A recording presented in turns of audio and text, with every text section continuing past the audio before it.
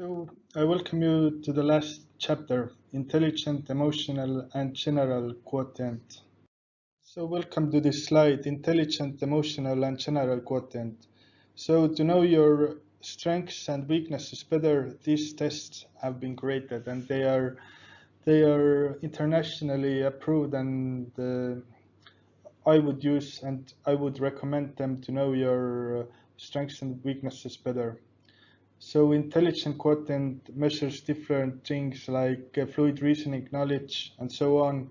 And emotional quotient like measures how good you are recognizing the emotions of a person, emotional self-control, motivation and stability, awareness of others' emotions, and managing relationships.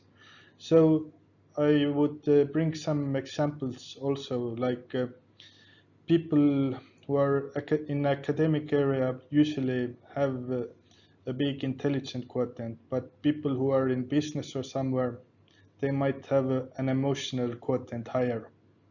So yeah, these are some examples. So now I will bring into the surface the concept of general quotient that I developed.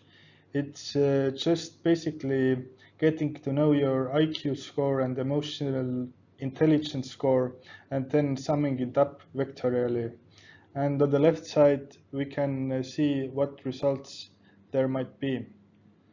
And I think those two compensate each other. If you have a big IQ, it can be compensated for knowing like people's emotions and vice versa.